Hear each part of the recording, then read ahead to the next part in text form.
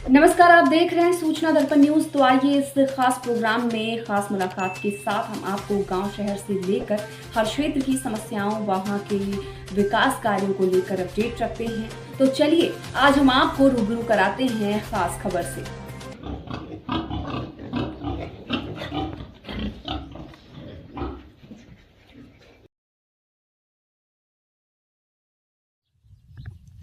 नमस्कार, आप देख रहे हैं सूचना दर्पण न्यूज़। अगर बात करें किसानों की तो अब की बार जिस प्रकार जो बारिश का माहौल है और काफ़ी जिस प्रकार अगर बात करें तो इस क्षेत्र में बरसात भी काफ़ी हुई है और किसानों की जो खेती है वो आप देख सकते हैं किस प्रकार जो लहरा रही है। तो इसी के साथ और इसी कड़ी में हम बात करेंगे खेती के साथ साथ जिस प्रकार पशुपालन को लोगों ने जिस प्रकार जो बढ़ावा दिया है।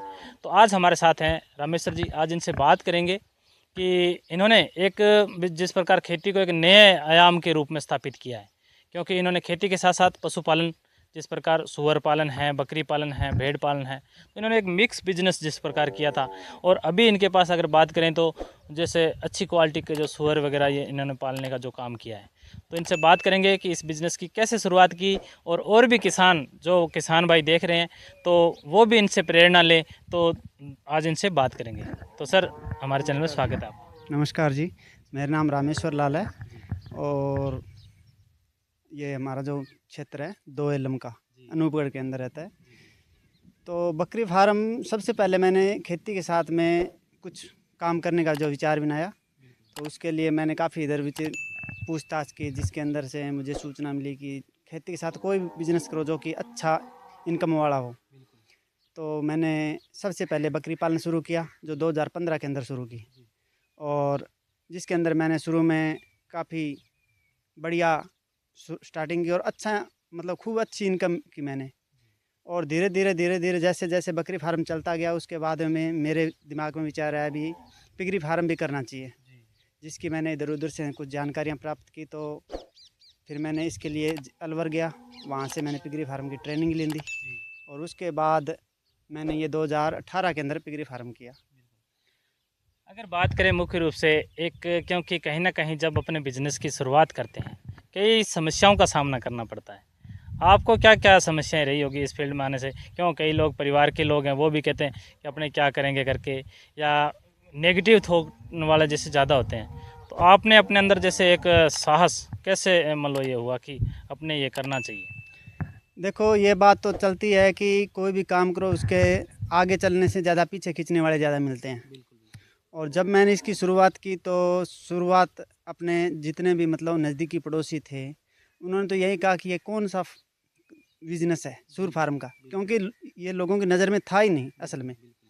और जब मैंने इसको प्रारंभ किया तो शुरुआत में तो कोई ख़ास दिक्कत नहीं आई, लेकिन जब कोरोना काल आया तो सबसे बड़ी इसकी जो दिक्कत थी वो मार्केटिंग की आ गई, जिसके अंदर गाड़ियाँ निकलती नहीं थी और इनका जो खर्चा है, जो दाना पानी है, वो परमानेंट उतना ही चलता है, जिसकी वजह से हमें काफ़ी सस्ते रेट में माल को सेल आउट करना पड़ा। और उस समय जो हमारे क्षेत्र में कम से कम 20 से 25 फार्म थे तो वो लगभग सारे बंद हो चुके, और लगभग 3-4 ही फार्म ऐसे थे हमारे थे जो रुके रहे। और जो रुके रहे वो कोरोना काल के बाद में इस धंधे के अंदर बहुत ही अच्छी मतलब उछाल हुई और अच्छा भाव मिलने लग गया। और ये खेती के साथ में एक ऐसा धंधा है कि इसके अंदर अगर कोई आदमी करना चाहे तो ज़्यादा से ज़्यादा 2 घंटे का काम है। और सही तरीके से इसको माने तो यूँ मान के चलो कि ये अगर आप 10 पिगरी से भी अगर शुरू करते हो तो एक छोटा जो किसान है 8-10 बीघों की इनकम वाला, उससे ज़्यादा इनकम ये अपने 10 पिगरी फार्म में भी ले सकता है। जी, ये बहुत अच्छी जानकारी है कि अगर इसमें 10 की क्वांटिटी में अगर पाला जाए तो मतलब वो भी मतलब 10 बीघे ज़मीन की बराबरी उसकी इनकम होती है। तो अगर अपने बात करें कोई किसान भाई करना चाहे तो इसकी पूर्ण रूप से जानकारी वगैरह, जैसे आपने कहाँ कहाँ से इसका मतलब संपर्क साधा, जैसे ट्रेनिंग वगैरह, और कैसे आपने इसका मतलब?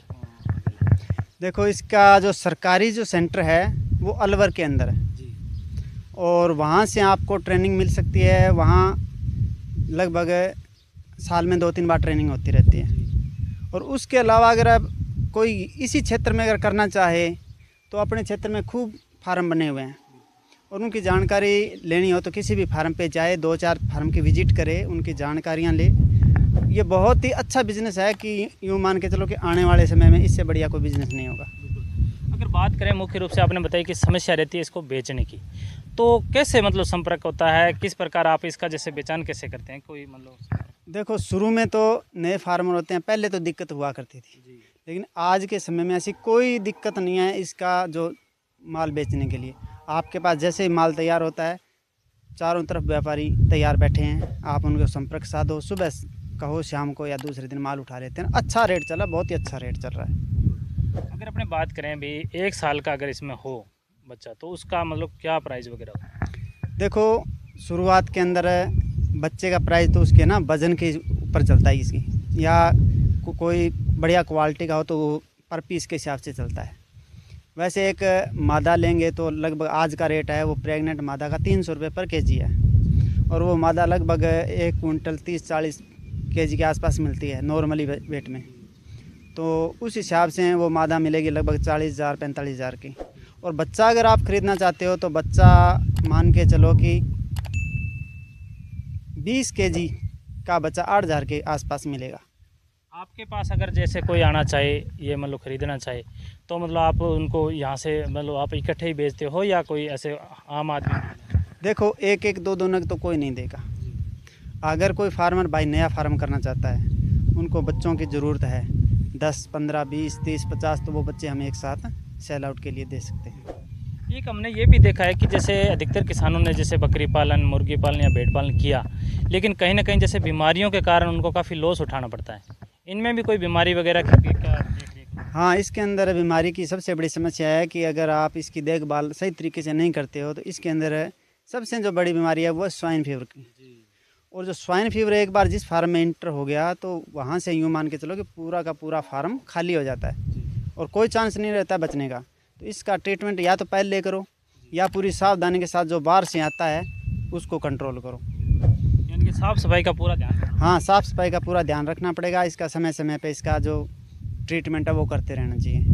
अगर बात करें, क्योंकि जैसे अन्य पशुओं के लिए तो चारा वगैरह हो जाता है, इनके लिए कोई फीड वगैरह की व्यवस्था कहाँ से करें? हाँ, इसके लिए वैसे तो फीड बनी हुई आती है और मार्केट में उपलब्ध है।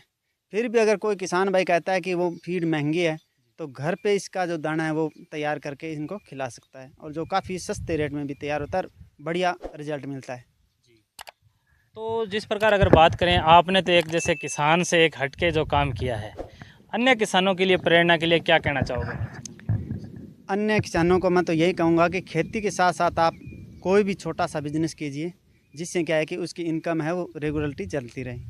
वैसे मैंने इसके साथ में सूर फार्म के साथ में बकरी फार्म भी कर रखा है, और मैंने एक पर्ल फार्मिंग का भी एक प्लांट लगा रखा है जो मेरा यूपी में है। और ये दोनों ही बिज़नेस इतने बढ़िया है कि अगर छोटा ज़मींदार अगर अपनी 2 बीघे ज़मीन में भी अगर ये कर ले तो यूँ मान के चलो 25 बीघा ज़मीन से भी अच्छी इनकम ले सकता है। अगर बात करें, आपने इतना सेटअप जो तैयार किया है, कहीं ना कहीं जैसे राज्य सरकार या कोई बैंकों वगैरह से कोई ऐसा आपको अनुदान मिला? हाँ, इस क्षेत्र में राज्य सरकार नाबार्ड योजना के माध्यम से अच्छी बढ़िया क्वालिटी में जितनी क्वांटिटी के आपके पास जानवर है उसी हिसाब से उनको लोन भी अप्रूवल करवाती है। अगर कोई लेना चाहे तो बैंक से संपर्क कीजिए। बैंक बिल्कुल दोनों हाथों से तैयार बैठा है, मतलब उसका वो सिविल स्कोर वगैरह सही होना चाहिए। बैंक सहायता करता है और राज्य सरकार भी इसके अंदर सब्सिडियाँ भी उपलब्ध करवाती है। अगर आपसे कोई माल खरीदने के लिए संपर्क करना चाहे, क्या संपर्क करना चाहे तो मेरा नंबर है, फ़ोन नंबर 95 491 92 000।